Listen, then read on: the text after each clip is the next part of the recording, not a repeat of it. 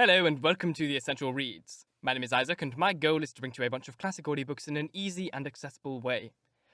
We are continuing with Wuthering Heights by Emily Brontë, and this is chapter 27. 7 days glided away, every one marking its course by the henceforth rapid alteration of Edgar Linton's state. The havoc that months had previously wrought was now emulated by the inroads of hours.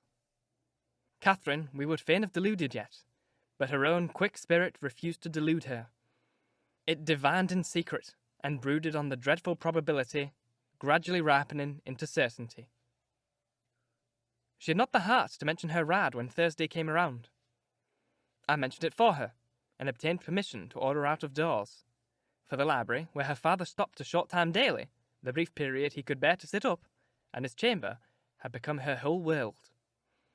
She grudged each moment that did not find her bending over his pillow or seated by his side. Her countenance grew one with watching and sorrow, and my master gladly dismissed her to what he flattered himself would be a happy change of scene and society, drawing comfort from the hope that she would now not be left entirely alone after his death. He had a fixed idea, I guessed by several observations he let fall, that as his nephew resembled him in person, he would resemble him in mind. For Linton's letters bore few or no indications of his defective character. And I, through pardonable weakness, refrained from correcting the error, asking myself what good would there be in disturbing his last moments with information that he had neither power nor opportunity to turn to account. We deferred our excursion till the afternoon, a golden afternoon of August. Every breath from the hills so full of life that it seemed whoever aspired it, though dying, might revive. Catherine's face was just like the landscape, shadows and sunshine flitting over it in rapid succession, but the shadows rested longer, and the sunshine was more transient, and her poor little heart reproached itself for even that passing forgetfulness of its cares. We discerned Linton watching at the same spot he had selected before. My young mistress alighted, and told me that as she was resolved to stay a very little while, I had better hold the pony and remain on horseback. But I dissented. I wouldn't risk losing sight of the charge committed to me a minute, so we climbed the slope of Heath together. Master Heathcliff received us with greater animation on the occasion. Not the animation of high spirits, though, nor yet of joy. It looked more like fear. "It is late," he said, speaking short and with difficulty. "Is not your father very ill? I thought you wouldn't come." "Why won't you be candid?" cried Catherine, swallowing her greeting. "Why cannot you say at once that you don't want me? It's strange, Linton, that for the second time you have brought me here on purpose, apparently to distress us both, and for no reason besides." Linton shivered and glanced at her, half supplicating, half ashamed. But his cousin's patience was not sufficient to endure this enigmatical behaviour. "My father is very ill," she said, "and why am I called from his bedside? Why did you send to absolve me from my promise when you wished I wouldn't keep it? Come, I desire an explanation. Playing and trifling are completely banished out of mind, and I can't dance attendance on your affections now." "My affections?" he murmured. "What are they?" "For heaven's sake, Catherine, don't look so angry. Despise me as much as you please. I am a worthless, cowardly wretch. I can't be scorned enough, but I'm too mean for your anger. Hate my father, and spare me for contempt." "Nonsense!" cried Catherine in a passion. "Foolish, silly boy! And there, he trembles, as if I were really going to touch him. You needn't bespeak contempt, Linton. Anybody will have it spontaneously at your service. Get off. I shall return home. It is folly dragging you from the hearthstone and pretending. What do we pretend? Let go my frock. If I pitied you for crying and looking so very frightful, you should spurn such pity. Ellen, tell him how disgraceful his conduct is. Rise! Don't degrade yourself into an abject reptile. Don't—" With streaming face and an expression of agony, Linton had thrown his nerveless frame along the ground. He seemed convulsed with exquisite terror. "Oh!" he sobbed. "I cannot bear it, Catherine. Catherine, I'm a traitor too, and I dare not tell you. But leave me and I shall be killed. Dear Catherine, my life is in your hands. And you've said you loved me, and if you did, it wouldn't harm you. You'll not go then? Kind, sweet, good Catherine, and perhaps you will consent, and let me die with you. My young lady, on witnessing his intense anguish, stooped to raise him. The old feeling of indulgent tenderness overcame her vexation, and she grew thoroughly moved and alarmed. Consent to what? She asked. To stay. Tell me the meaning of this strange talk, and I will. You contradict your own words and distract me. Be calm and frank, and confess at once all that weighs on your heart. You wouldn't injure me, Linton, would you? You wouldn't let any enemy hurt me if you could prevent it. I'll believe you are a coward for yourself, but not a cowardly betrayer of your best friend. My father threatened me, gasped the boy, clasping his attenuated fingers. I dread him. I dare not. Oh, well, said Catherine with scornful compassion. Keep your secret. I'm no coward. Save yourself. I'm not afraid. Her magnanimity provoked his tears. He wept wildly, kissing her supporting hands, and yet could not summon courage to speak out. I was cogitating what the mystery might be, and determined Catherine should never suffer to benefit him or anyone else by my good will, when, hearing a rustle among the ling, I looked up and saw Mr. Heathcliff almost close upon us, descending the arts. He didn't cast a glance towards my companions, though they were sufficiently near for Linton's sobs to be audible.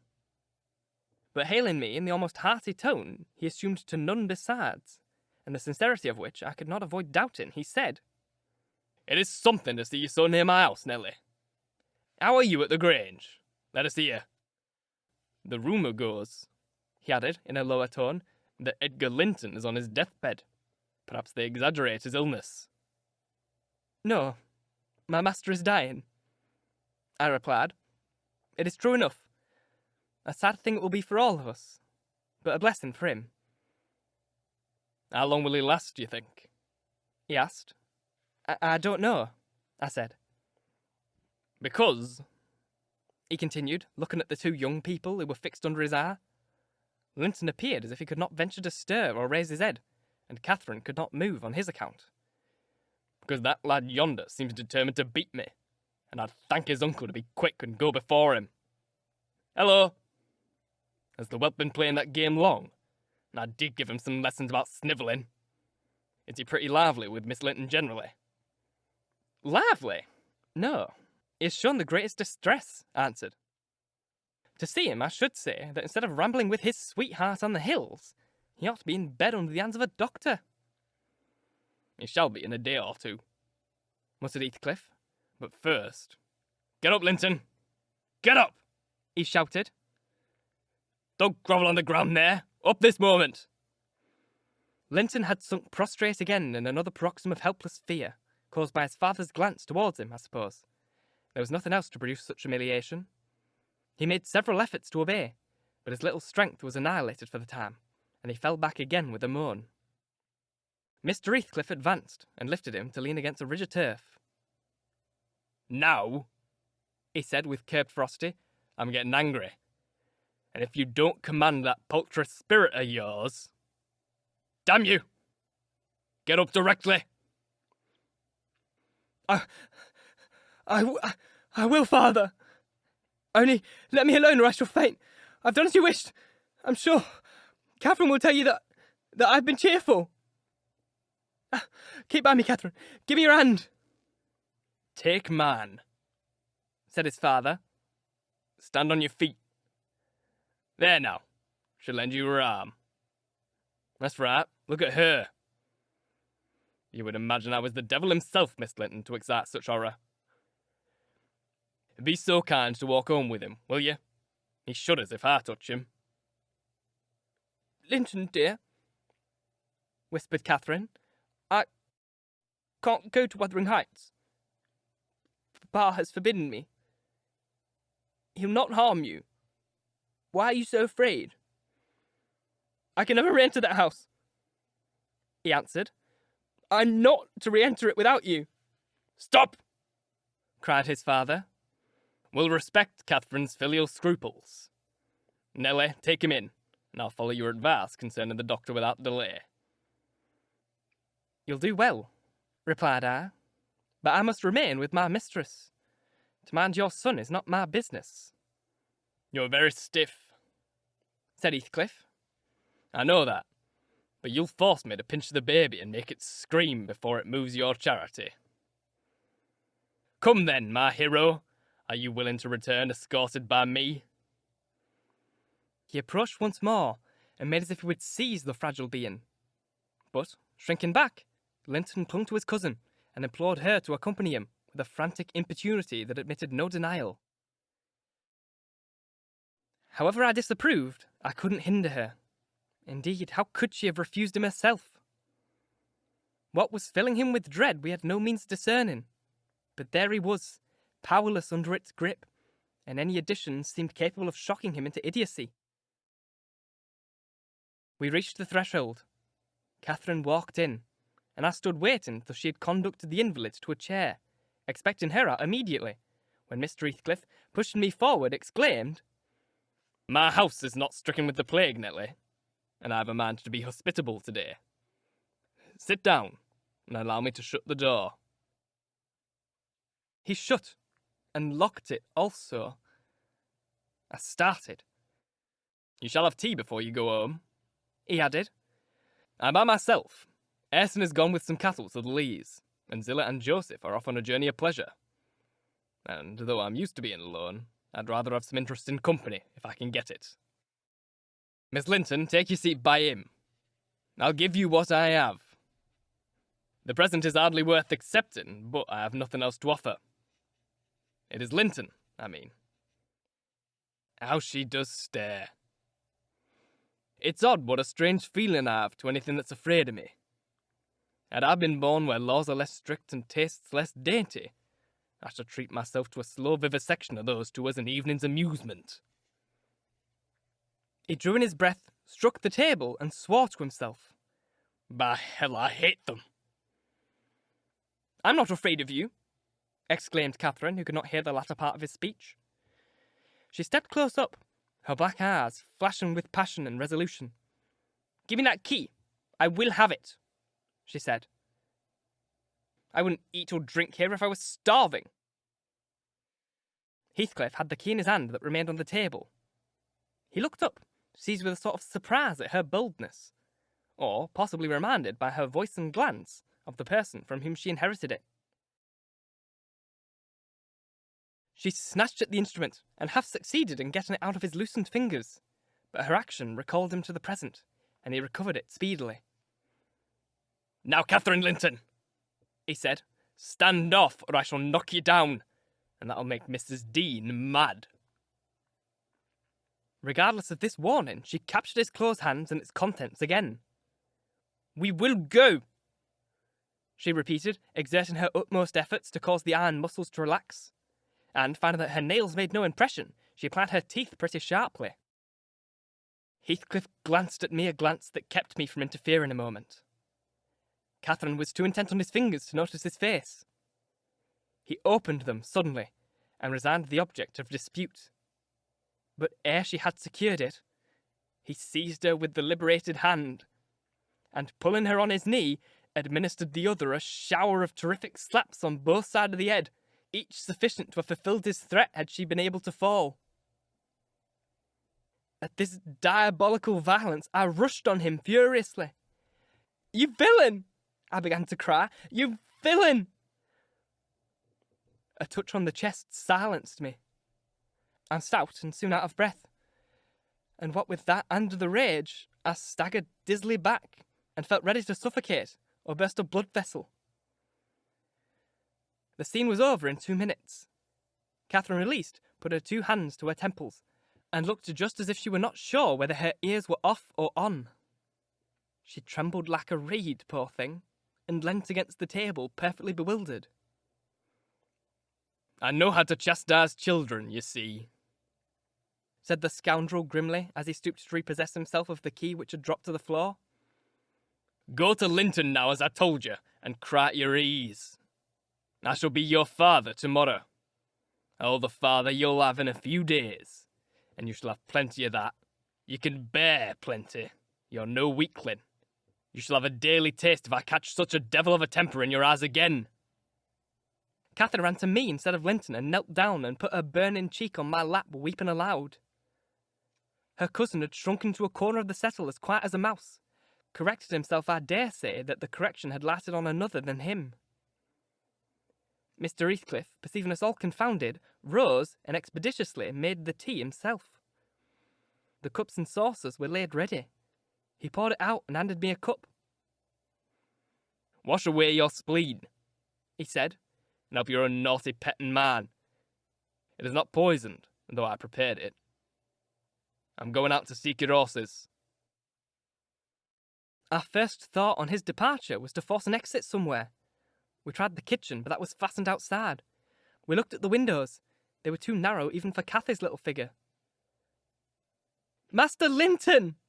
I cried, seeing we were regularly imprisoned. "You know what your diabolical father is after, and you shall tell us, or I shall box your ears as he has done your cousin." "Yes, Linton, you must tell," said Catherine. "It's for your sake I came. It will be wickedly ungrateful if you refuse." "Give me some tea. I'm thirsty. Then I'll tell you," he answered. "Mrs. Dean, go away. I don't like your standing over me. Now, Catherine, you're letting your tears fall in my cup. I won't drink that. Give me another." Catherine pushed another to him and wiped her face. I felt disgusted at the wretch's composure, since he was no longer in terror for himself.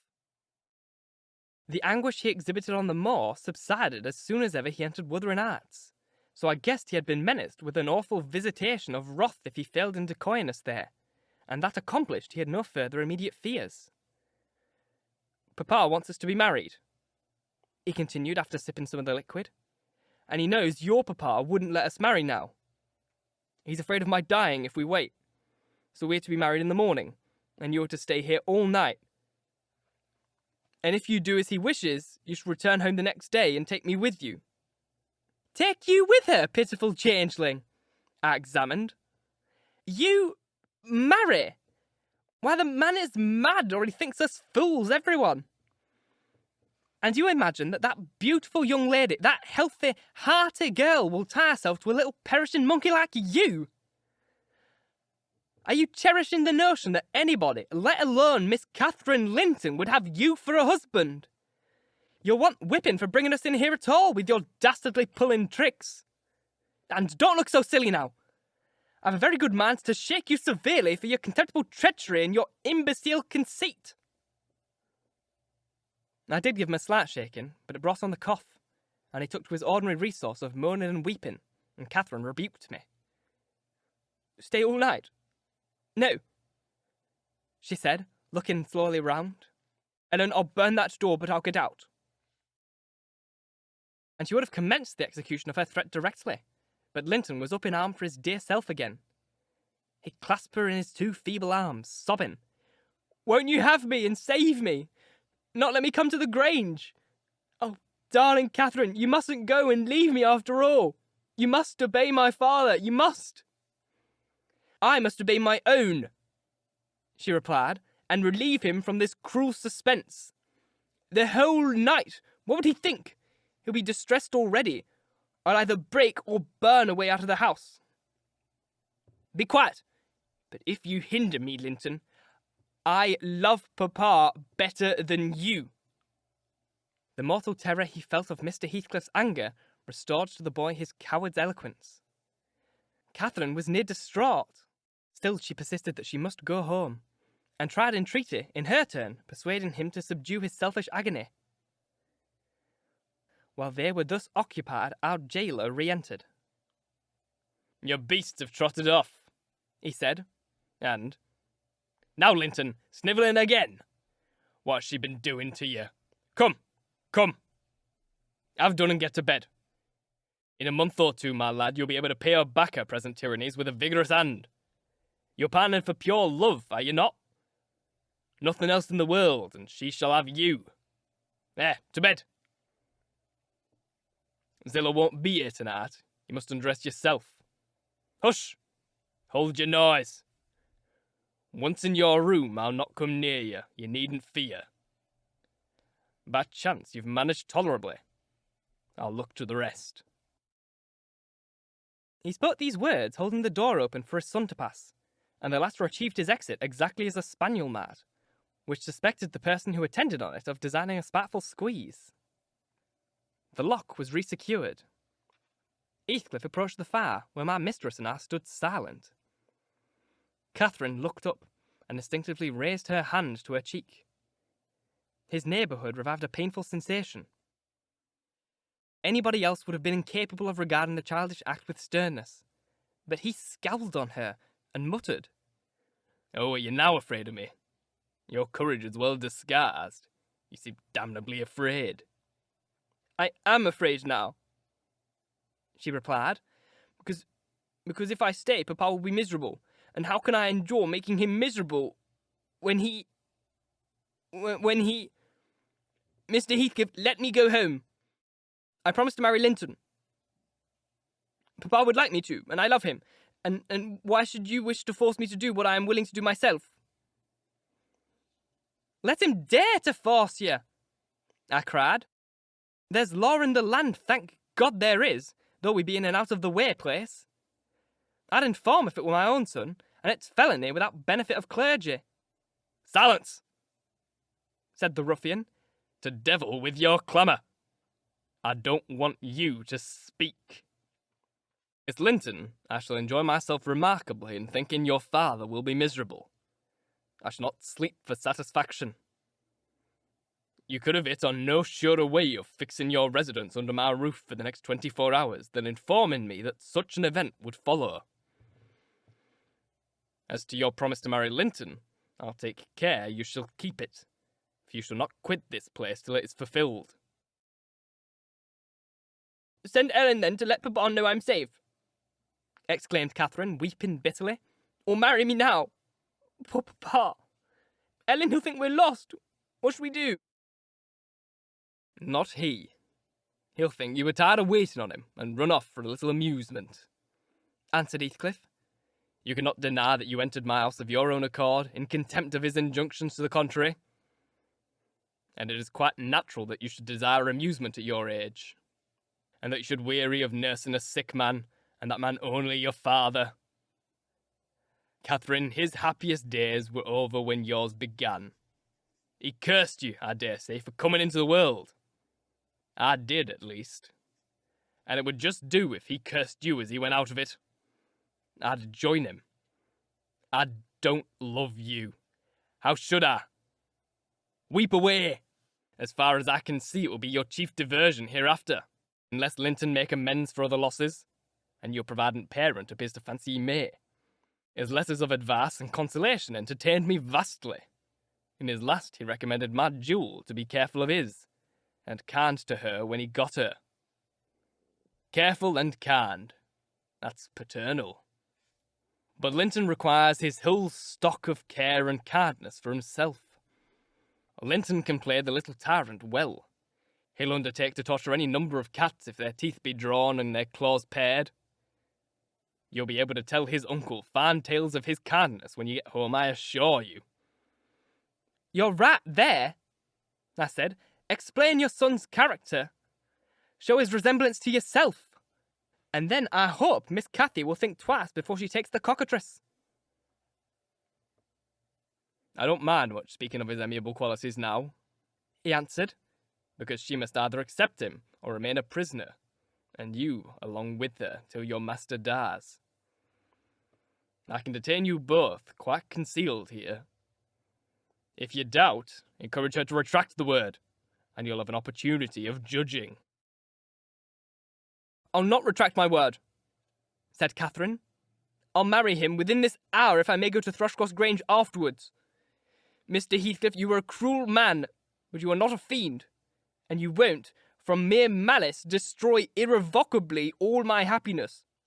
If Papa thought I had left him on purpose, if he died before I returned, could I bear to live? I've given over crying, but I'm going to kneel here at your knee, and I'll not get up, and I'll not take my eyes from your face till you look back at me. No, don't turn away. Do look. You'll see nothing to provoke you. I don't hate you. I'm not angry that you struck me. Have you never loved anybody all in your life, Uncle? Never. You must look once. I'm so wretched. You can't help of being sorry and pitying me. Keep your fingers off and move or I'll kick you, cried Heathcliff, brutally repulsing her.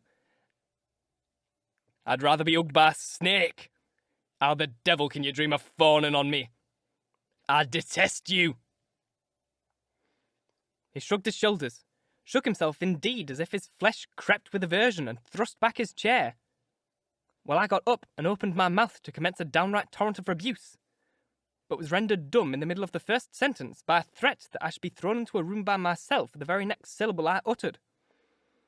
It was growing dark. We heard a sound of voices at the garden. Our host hurried out instantly. He had his wits about him. We had not. There was a talk of 2 or 3 minutes, and he returned alone. I thought it had been your cousin Hareton, I observed to Catherine. I wish he would arrive. Who knows, he might take our part. It was 3 servants sent over to seek you from the Grange, said Heathcliff, overhearing me. You should have opened the lattice and called out. But I could swear that chit is glad you didn't. She's glad to be obliged to stay, I'm certain. At learning the chance we missed, we both gave vent to our grief without control, and he allowed us to wail on until 9 o'clock. Then he bade us go upstairs, through the kitchen, to Zilla's chamber, and I whispered to my companion to obey. Perhaps we might contrive to get through the window there, or into a garret and out by its skylight. The window, however, was narrow, like those below, and the garret trap was safe from our attempts, for we were fastened in as before. We, neither of us, lay down. Catherine took her station by the lattice, and watched anxiously for morning, a deep sigh being the only answer I could obtain to my frequent entreaties that she would try to rest. I seated myself in a chair, and rocked to and fro, passing harsh judgment on my many derelictions of duty, from which, it struck me then, all misfortunes of my employers sprang. It was not the case in reality, I am aware, but it was in my imagination that dismal night, and I thought Heathcliff himself less guilty than I. At 7 o'clock he came, and inquired if Miss Linton had risen. She ran to the door immediately and answered, "Yes." "Here, then," he said, opening it and pulling her out. I rose to follow, but he turned the lock again. I demanded my release. "Be patient," he replied. "I'll set about your breakfast in a while." I thumped on the panels and rattled the latch angrily, and Catherine asked why I was still shut up. He answered, I must try to endure it another hour, and they went away. I endured it 2 or 3 hours. At length I heard a footstep, not Heathcliff's. "I've brought you something to eat," said a voice. "Open the door." Complying eagerly, I beheld Hareton, laden with food enough to last me all day. "Tak it," he added, thrusting the tray into my hand. "Stay 1 minute," I began. "Nay," cried he, and retired, regardless of any prayers I could pour forth to detain him. And there I remained enclosed the whole day, and the whole of the next night, and another, and another. 5 nights and 4 days I remained, altogether seeing nobody but Hareton once every morning. And he was a model of a jailer, surly and dumb, and deaf to every attempt at moving his sense of justice or compassion. Thank you so very much for listening. If you enjoyed, please like, comment, share, all that jazz, and if you really enjoyed, do subscribe, because there is more to come.